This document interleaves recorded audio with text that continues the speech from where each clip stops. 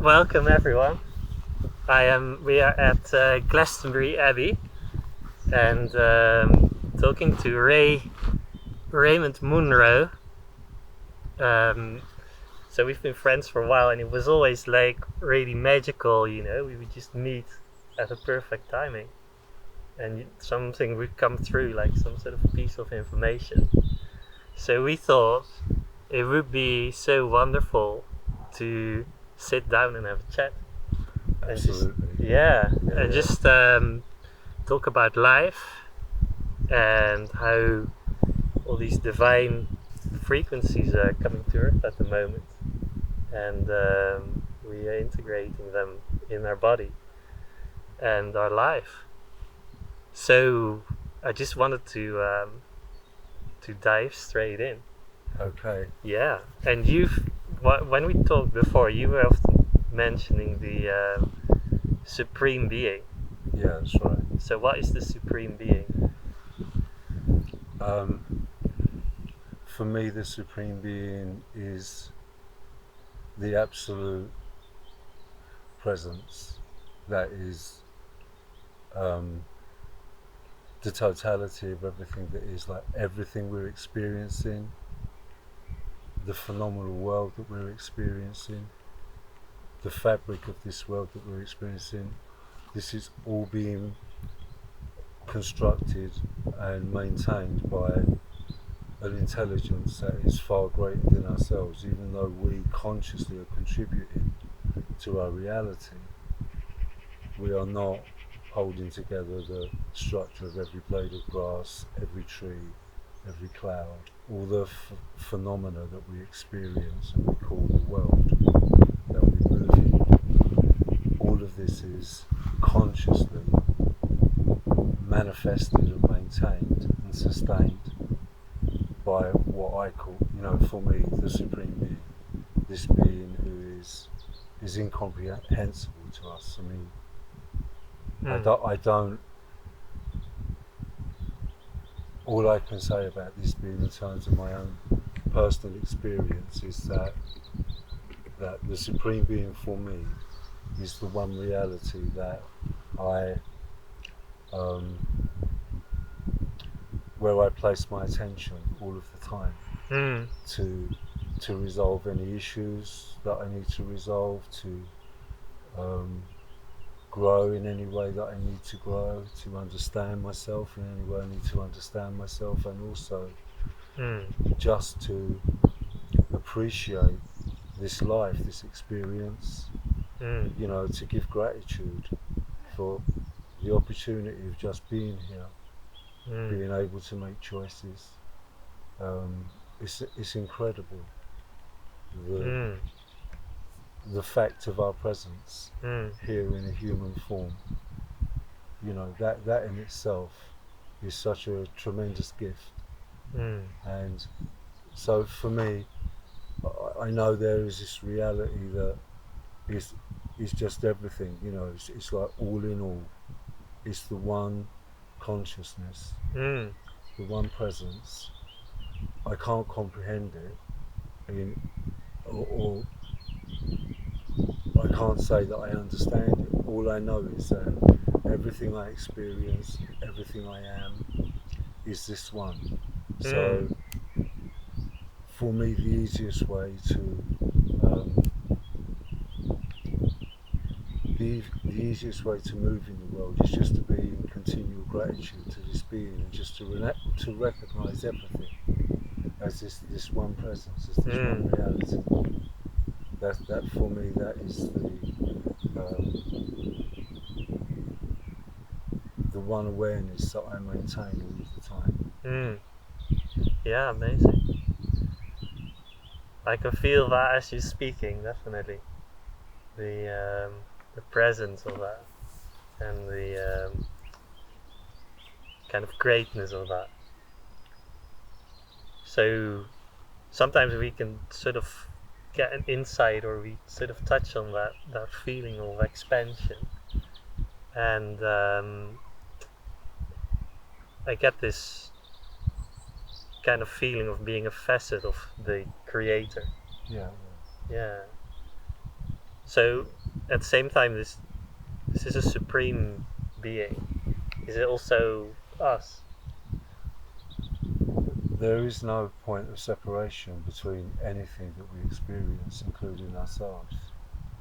And you know why we exist in terms of us being personalities that move and experience, individual incarnations where we're relating to each other and we're relating to other creatures, to to other life forms.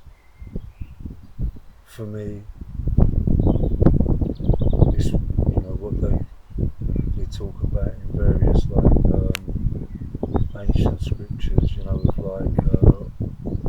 ancient teachings, where it is the play of the divine. This being, this one consciousness, enjoys manifesting in a multitude of different forms, countless different forms, and relating to itself and having this journey of discovery. We are that, of course, yeah. Definitely. And for me, the experience is conscious. For me, we've spoken about this before, I feel in relation to myself, and I talk to that being, as my mother, my father, my best friend, and in my meditations, in my prayers, I've asked the Supreme Being, and I use that term because people talk about God or Goddess, and sometimes some kind of dialogue arises around using terms that relate to one gender or another gender. So to avoid that dialogue, because I actually don't think it's valuable in describing the one reality, the one presence, I use the term the Supreme Being. And that's why I use that term. But for me personally, for many, many years, I have, sat and talked to the Supreme Being, to God, the Goddess, whatever you want to call this being, and spoken, truly from my heart of what I'm feeling, where I've known myself to be lacking in understanding, in direction, in awareness, and just acknowledging those limitations, and just offering that, surrendering that to the divine, and acknowledging that it is that one that has all the qualities and all the attributes, and we are manifesting those qualities and those attributes in our limited ways, but we can expand the degree to which we're able to manifest those things, in accordance with the degree we are willing to surrender completely and acknowledge the divine. And that's what in my own experience, I found that the more I talk to the Supreme Being, or God, or the Goddess, you can call it, you can use whatever name you want. You can say Krishna, you can say Jesus, you can say Radha, or Isis, or whatever you want to say. Every name that exists, exists within this one consciousness. It doesn't really make a difference.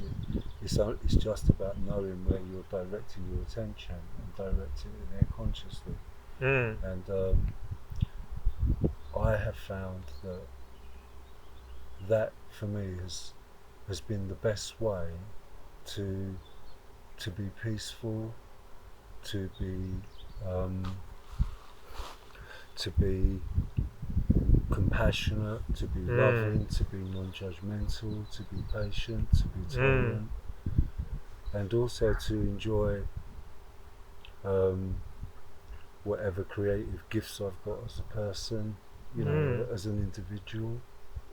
Just to be thankful for what we actually have, or what I actually have, and then work with that and spend time with it and explore that, and in the awareness that what I'm actually doing, what I'm using, what I'm utilising has been given to me. You know, like for me it's painting. You know, I used to do meditation groups and things like this and various like healing practices for people. And but you know, for the last I've also painted for nearly 30 years now, and for the last 8 years or so I've focused really mostly on painting in terms of like where I'm putting my energy. And you know, like I paint with the awareness continuously that is just in me, that's been given to me to express. And so there's another way in which, you know, by just appreciating that for what it is, appreciating that this is a gift, it's precious, and you know, to explore like that facet of my own nature, which is something that I have to do. You know, I really do feel a compulsion to paint and to acknowledge. When I acknowledge the beauty of like being given that, then the experience of painting is also like a spirit. It's very spiritual for me. It's very much like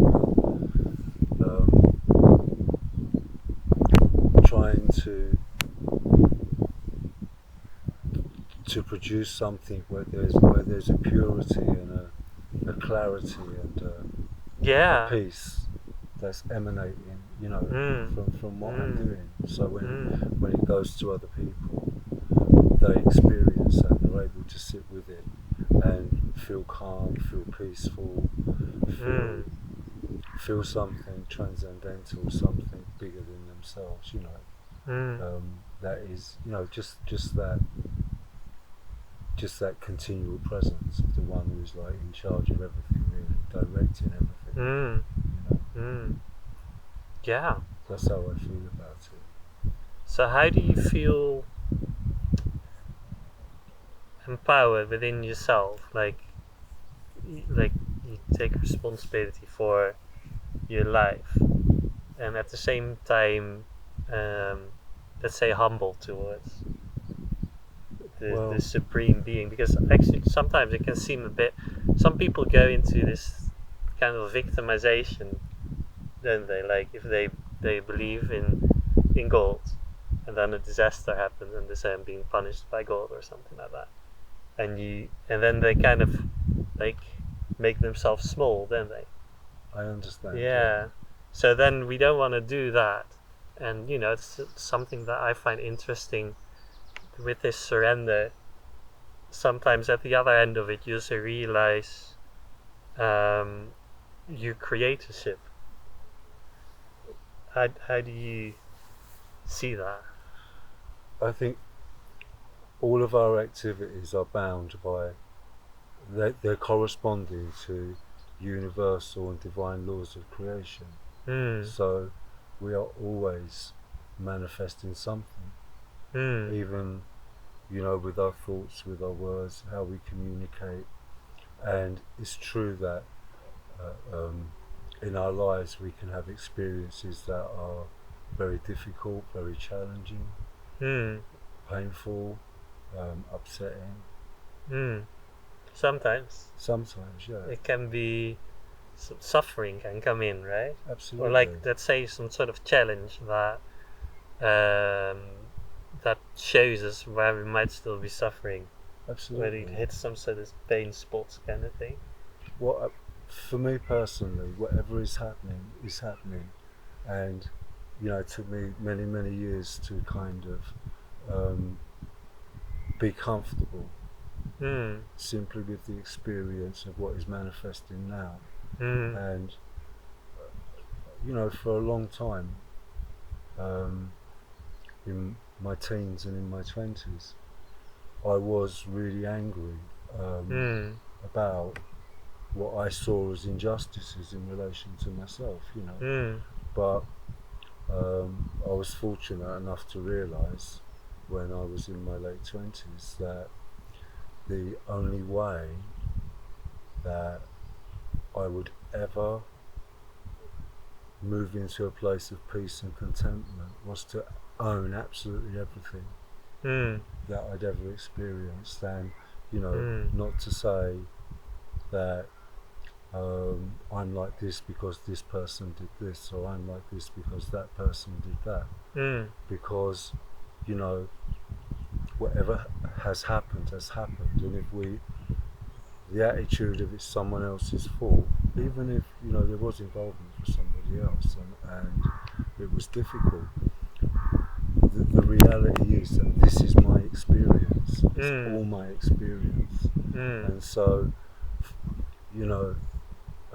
I found that over the years I found it easier and easier to just accept that this is my experience, and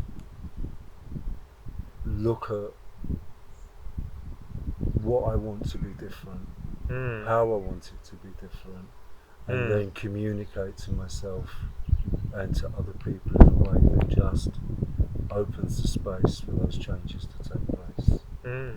This is what I find. I find that whatever decisions I make in the present moment about what I want to change, obviously action is needed to implement those changes, and we don't know, any of us, how long it will take to achieve what we want. I do feel that for some people they do the same thing with the same for one person it works out within like a month, and they've turned it around. Another person, it takes them 2 years or maybe 10 years, and this is where divine law and universal law is in operation. And I don't have the insight or the vision to see perfectly how that is manifested in relation to myself, but I have the awareness to accept it and be persistent with the right actions, the right thoughts, and the right words. Yeah. That's where we can empower ourselves. We are empowered in the sense that we can make choices. Every single day we can choose to look at something in the way we've always looked at it, or look at it in a different way, and to engage with the world as a result of that, in the way we have always engaged with the world, or to engage with the world in a different way, and with ourselves. So it's the persistence of just healthy communication with ourselves and others, kindness with ourselves and others, compassion, love, patience, tolerance. And it doesn't mean that we have to be a victim to anyone. We're also gifted with an inner fire that will say no when a situation presents itself to us, and we can, by manifesting our authority and our sovereignty, just say, I'm not accepting this right now, and we can say no to things. It's true that there are things that happen, and no matter how much we say no, they still happen. There are events that take place in the world that are much bigger than us as individuals, and people doing all the right things, living the right way, kindly, lovingly, compassionately, are they're in countries where conflict is arising and disaster is manifesting, and so on and so forth. And these things are, they are the product of an understanding that is far beyond our own. This is divine and universal law in operation. I can't comprehend it enough to be able to give a lucid or accurate description of what is actually taking place there. And all I can do is, in this moment right now, in my own incarnation, is think about the choices that I'm making Mm. and how I'm seeing myself and other people Mm. and how I'm communicating with them and how I'm utilising the gifts that I have, the abilities that I have, Mm. whatever it is. And, Mm. you know, our time, our opportunity is precious. So just like right now in this moment, do those things that are enriching and rewarding Mm. and are contributing something beautiful, something meaningful, something kind, you know, to the collective experience. Mm. Yeah, That's it. And that this, is a good intention, isn't it? Just to hold that light, absolutely, to for the that our actions may be for the highest good of all, absolutely, and then it's just trusting every moment, absolutely. and that in that moment, the right doorways will show up, and we only need to like just walk through them, really. There are always going to be things we can't understand, and there are Mm. always going to be things happening that we cannot comprehend. Mm. Everything behind those those experiences that are happening to ourselves or other people, Mm. and that lack of understanding in relation to certain things is always going to be there. It's necessary only that, you know, because difficult things are happening, it doesn't Mm. mean that we change what we know to be the correct way to relate to ourselves and each other and the world, you know. Mm. When stuff is happening that's challenging, we don't make it better by Mm. not being kind, you know, Mm. or not being loving or compassionate, including with ourselves, because, you know, self-respect and self-love and compassion of our own path and our own way, Mm. that will motivate us. That will motivate us to stand up for ourselves Mm. to the degree that we need to, and it's only ever to the degree that it's necessary, you know, that to be able to do that, Mm. to communicate that we don't want to accept a certain experience, you know, that someone or something is presenting to us, Mm. you know, it's okay to do that. Mm. But Yeah. So once to go show a bit of your art, right? all right, Yeah. Let's have a look at the screen yeah, so we can see what we're doing. Because we're bringing divine light, yeah, and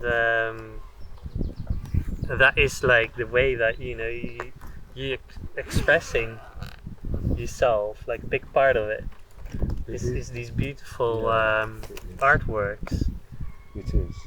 and yeah. So yeah, but I get what you're saying. Like sometimes we say no, we stand up for ourselves, but we don't need to make it into like any identity or anything, right? No, It's just absolutely natural in the moment, but it doesn't need to be more. Doesn't need to be more than it is. We don't need to shout it off the rooftops or anything. we don't. It's about not making things personal. It's very easy to get into judgments Yeah, and personal judgments with ourselves and other people yeah, yeah, in terms of what is happening, and make it yeah. about personalities and about you know, Definitely. difficulties. You know, that Yeah, we decide this person's this person's that.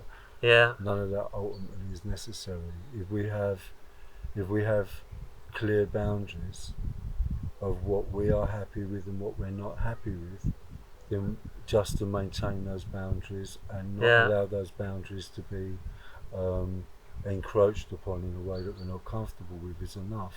yeah, Then it's not about other people, it's about us yeah, and yeah, yeah, what we feel is healthy for us, and that's yeah, the end of it, yeah. you know. Exactly. But yeah, so And let's look at some of those beautiful paintings. That.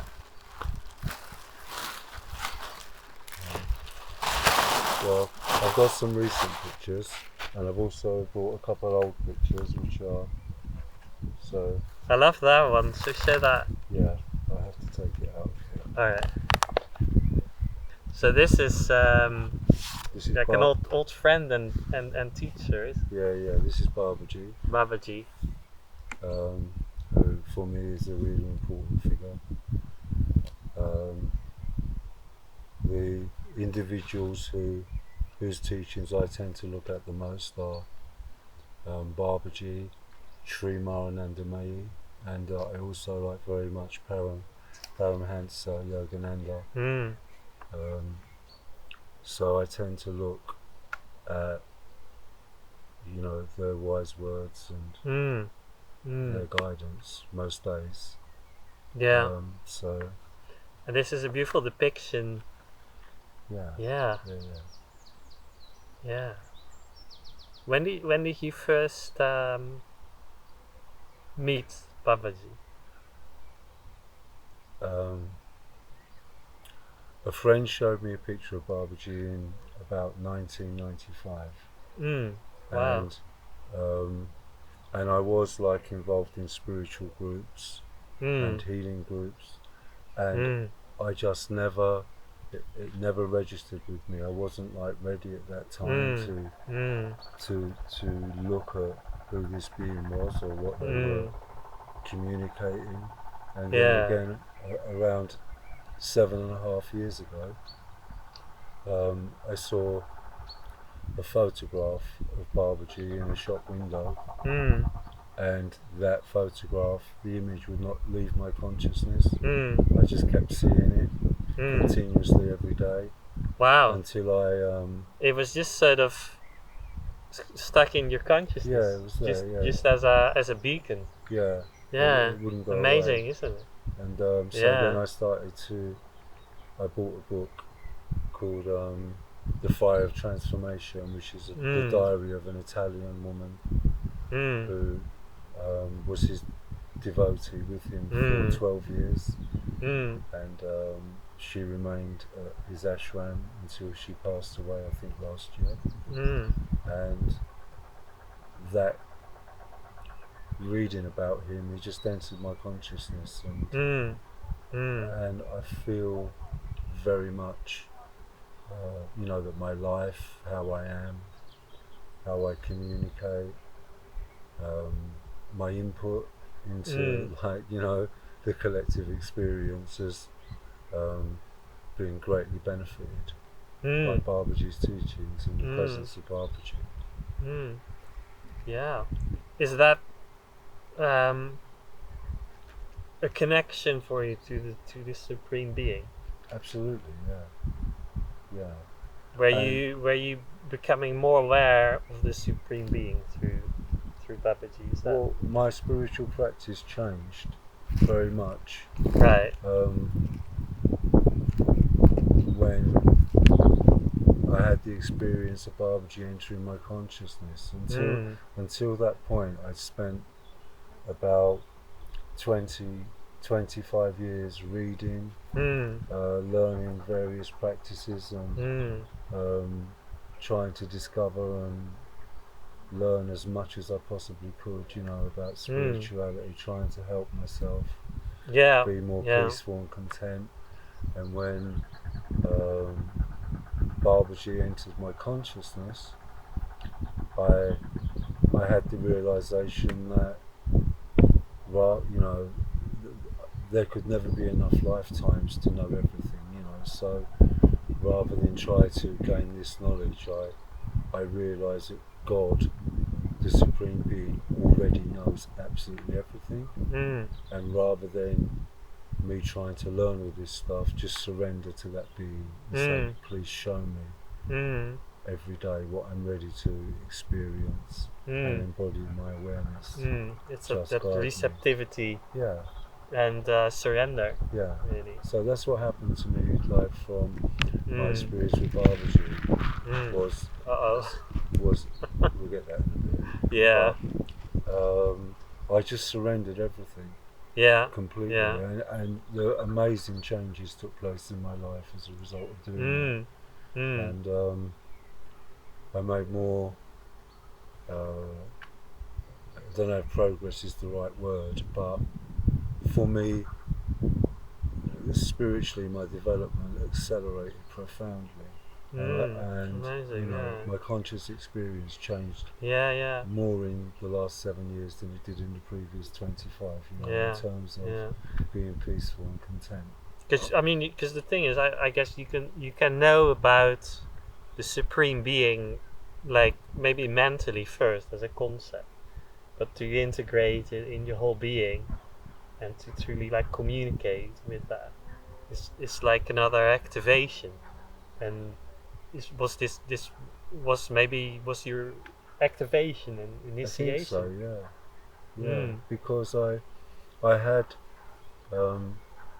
I had profound experiences before then, that were really important to me and kind of shifted my consciousness. But I never really found the way to be more peaceful or more content. There was always like a level of disturbance in me and a level of anxiety, I suppose, is what you would call it.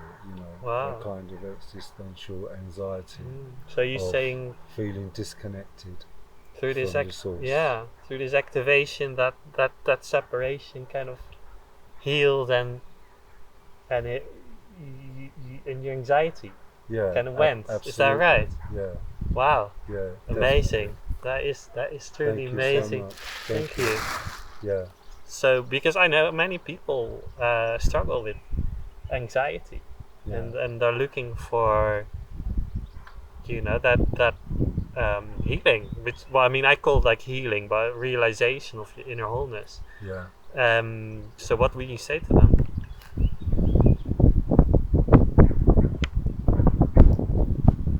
I can't say that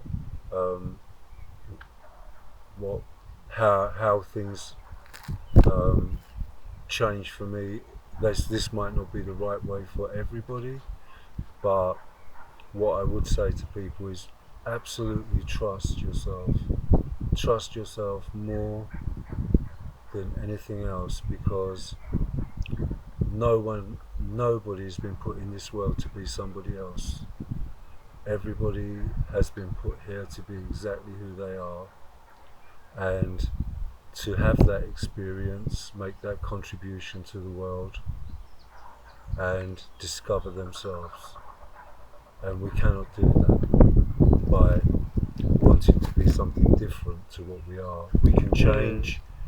We can change our behaviour in ways that enrich our lives and make life more harmonious. And this is something that personally I've had to do a lot over the years.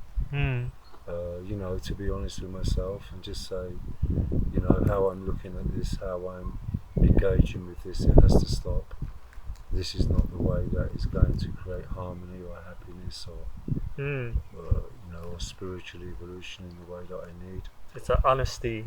Facing absolutely. Stuff, facing your own patterns and emotions. Yeah, my own personal feeling is that each of us every single one of us has a direct line to the divine, to the source, and we should trust it completely. And how the Supreme Being, God, the Goddess, whatever way you want to look at this, how this one absolute reality communicates with us and guides us is totally individual to ourselves. And we may be guided to certain teachers or certain meditation forms or certain spiritual practices, and that's absolutely fine. Whatever you feel, where you feel yourself being drawn naturally, allow yourself to take that journey. And there's nothing to be afraid of in terms of seeking spiritual growth. There is always going to be something we have to learn about ourselves that maybe needs to change. I am 58 and I've been consciously looking at ways to improve my contribution to the world since I was 27 years old, and I still discover on a regular basis ways in which I can see things, just to see things in a better way and speak about things in a better way and communicate with myself in a better way, and also utilize my time and my energy in a better way. And this awareness arises from within. So there's nowhere. There are things out there that can help us, and I look at various things that, the Bhagavad Gita. I've looked at that for nearly 30 years now. I find that very comforting. I find, for me personally, I get a lot from it. I find it very helpful spiritually. And there are other things that I look at that I find helpful spiritually. So just trust yourself. Yeah.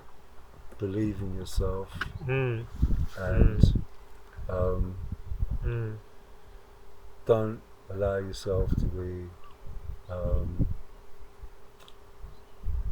put off by where naturally your heart wants to take you. It's okay. It's okay to make mistakes. It's okay to discover that a new direction is needed. What's important is that there is a persistent effort to get to where we want to be spiritually.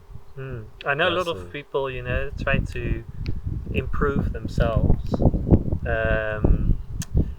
They try to improve their personality. Let's just say like that. Like, should do this, shouldn't do that. And how can they go beyond wanting to be a better person and truly improve their life? Well, it's not really about, it's easy to talk about these things and make it personal, make it about ourselves as a personality. That's the thing, so many people get stuck there. Ultimately, what we're talking about is, we're talking about communicating and thinking and being active in different ways. That's all. All we're talking about is changing in some way our activities, and activity includes thought and it includes words. Thoughts and words are actions. They are they are a manifestation of our consciousness that is putting a blueprint out there into the collective experience. And obviously our own experience directly, immediately in this moment is affected by this. So rather than thinking about or judging ourselves as people or, as beings, it's better to just judge how we're using our words. Are these words harmful? Are these words producing something that is good, is kind, is making my experience a happy experience? It's possible to live in difficult circumstances and be very happy. It's like looking at the whole, and the highest good for the whole, for the whole of humanity. Yeah. I also think it's important for people to have, or all of us have, some form of expression that we're naturally good at, and it's a really valuable experience to be creative and put our energy into a creative project. It doesn't have to be painting, it doesn't have to be writing, it can be anything. It can be making our home more comfortable for ourselves, or just enjoying being in our garden. How can we make that more beautiful in the way that we want to experience it, or whatever? It can be something really, really simple, but it's important to to be engaged in some activity that is enjoyable, that we have a natural love for, because we are all filled with energy. There's this energy that wants to express itself. It's there all the time, and you know, we get tired, we need to rest, but when we've rested, there is an energy that wants to be active, it wants to do something. So it's really useful and valuable to give that energy a direction and a point of focus. You know, something we enjoy, something we love. Should we try and show one more Yeah, sure. painting? Yeah. I think we've got a bit more. Can go on a little bit longer. So Go this watch the is battery. Yeah.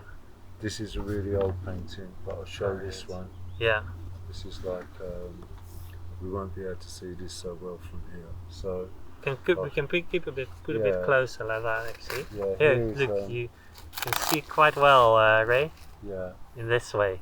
this Yeah. is another barbecue that I did. Okay. Which is maybe a bit better to show. I don't know how well this can be seen right now. Yeah, that is wonderful. But this is Let's put it straight in front of the Yeah. camera like that. I love that one. And it's kind of like, because I watched your live stream where you were painting, and I was just getting so much from it. It was like I was there, you know, the yeah, Valley of the Flowers that was. And it's just kind of, you know, picking up how Ray is, you know, consciously engaging with the energy and expressing it through this painting. And I find that truly amazing. It's like, you know, it's like your wisdom is coming into form Thank as you. well in this art. So and your kind of, you know, kind of devotion and connection with these masters and Yeah. these energies. Yeah. So I find that really amazing, and you spend quite a lot of time on I do. Yeah. painting, don't you? If I'm painting someone like Babaji or Ganesh, I'll show you my Ganesh in a sec. But if I'm painting a being like this, I do consciously surrender to that, Yeah. to that manifestation of the divine, and say, you know, Yeah. inspire me to do something that, you know, that is a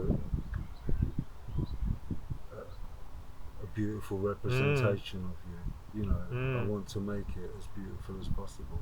Mm. So like here, I don't know if you can hold this one. This is Yeah. Yeah. Yeah. But here, Yeah. this is so this is Ganesh, which is the last picture that I actually finished. I'm working on 2 paintings at the Amazing, moment. isn't that it? That's I've all. been- It's just yeah. straight to like that. Yeah. I'm working on 2 Beautiful. paintings that I've been working on now for over a year, and one is, they're both actually about 50% done at the moment. Wow. But, yeah, Amazing. so Yeah. Yeah. I mean, it's interesting, isn't it, what we were saying before? Because like so many people sort of on this journey, like it's like wanting like empowerment or wanting to improve themselves, and then you get to a point where you just realize that it's not just about me, and I'm kind of letting go of that idea, right? That it's myself that I need to improve. It's actually about a expansion of consciousness. absolutely. Yeah. Absolutely. I mean, we, you know, the divine, the supreme being doesn't make mistakes.